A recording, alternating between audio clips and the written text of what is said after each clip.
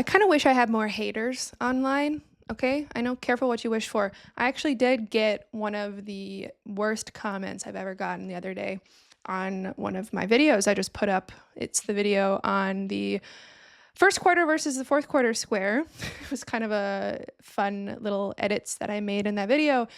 Anyway, I got this comment from someone that I deleted almost immediately, but it was the meanest comment I've ever gotten in my life. And, I'm just thinking about how much fun it is to get activated and to fight. Okay. It's such an exhilarating feeling to have a point to make, to have a clarity of purpose, to know why you're doing something, to know that the words that you are speaking are carrying your truth in a way that like a mere lecture might not feel like it has as much gumption around or like meaning or reason, okay? So that's kind of the energy that I want to bring into this, and that's pretty much because I'm at a point with astrology where I'm becoming simultaneously completely disenchanted and completely enamored. I'm completely disenchanted because I know that it's a recursion. A recursion basically means it's self-referential, okay? So whatever you put in, you're going to get out. There's nothing magical about astrology. It's still you. There you are, right? Even if you go study with a teacher, you learn spirituality through astrology, you do whatever you want to do through the language of astrology, you're still there. And it's really only until someone comes to like fight you or life comes to fight you that you decide to be someone different. You decide to make a change. You make a choice rather. And it's from this place of clarity, which for some people can be very reactionary, of course. This like standing up for yourself, right? Anything can be a pattern. But I hope I'm getting to the point of the feeling here, the quality of the feeling that's like, oh, yeah, I exist and I'm fine. There's literally nothing that needs to validate my existence. Like that's it. I want what I want because I want it. And that's it. Like that's it. There's nothing more, okay? We get very complicated and astrology is so fun. It's so fun because it reflects every single little complication in our brain. We can find it in the chart. I can point to you every issue I've had over the last 2 weeks. I can point to exactly where it is in the astrology. Okay. Isn't that boring? Aren't you getting bored of watching the same interpretations on the full moon and new moon videos? Aren't you getting bored? I am. And it's just a kick in the pants I'm trying to give you, which I think, ironically, is very indicative of this full moon. It's kind of a kick in the pants, but it's a very loving, like enjoyable kick in the pants towards going after what you want.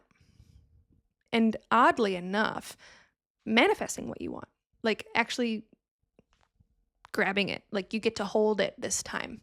And so that's why I'm so enamored by astrology also, because it's never going to fail.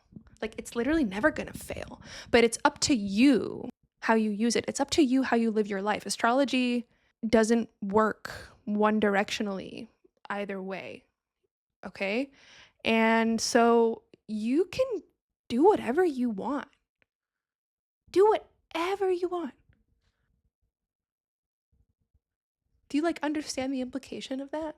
I did a whole breakdown of the full moon, all the various aspects and chart points in like an hour-long video. It's right here. You can go watch it. But I really just wanted to get this point across for this full moon in Taurus. This is one of the clearest lunar cycles we've had in months, if not years. It's one of the clearest lunar cycles that we'll have moving forward for many months at least. And that's because the rulerships really end at Venus. For the last new moon in Libra and for this full moon in Taurus, they end at Venus. Okay? So we're balancing our lives out. We get zinged by some pain because we've had a Chiron opposition, but we're realizing that we're going to choose the lesson every time. If you stay long in the pain, you just become identified with the pain, and then you realize, oh, that's not me. So why don't I choose to go back into the flow of life, okay? Because it's not going to end. Nothing ends. Let me skip to the end and tell you the point isn't to leave your body. It's not the point.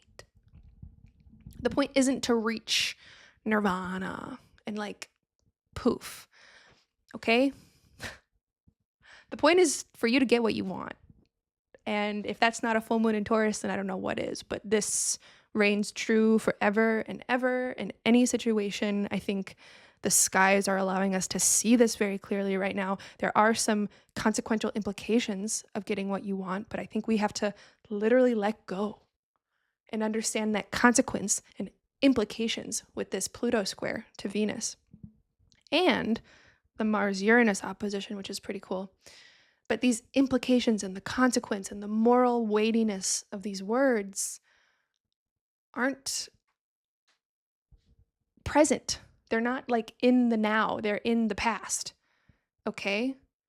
We're a little hungover on Pluto and Capricorn still. But I'm very happy about this Mars-Uranus opposition at the full moon because we're going to be zinged out.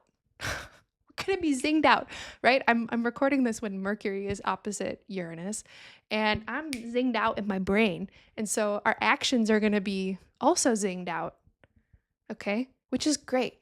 And if you're watching this and you're like, wow, good luck to this chick, great. I'll take it. Thank you. Yeah, I think collapse your contradictions and go get what you want at this full moon. Like, don't even go get it. Just like let yourself want it. See what comes up and then collapse your contradictions. Don't get heady about it. Just choose. Just choose, because ultimately you know that you're worth it. You haven't needed to do anything to prove that you're worth it. I'm going to make another video about the sextile between Uranus and Neptune. It's been very important, very activated in this lunar cycle also, but it's like a decades-long thing where we're constantly pushing the edge of our mind. And it's an internal pursuit. That it's like we are internalizing the fact that our mind can push truth. Uranus, Neptune. Okay, so that's really big background stuff that's being activated through a very personal situation at this full moon, in which I think you should just go get what you want. So that's what I have. I hope you have a lovely full moon.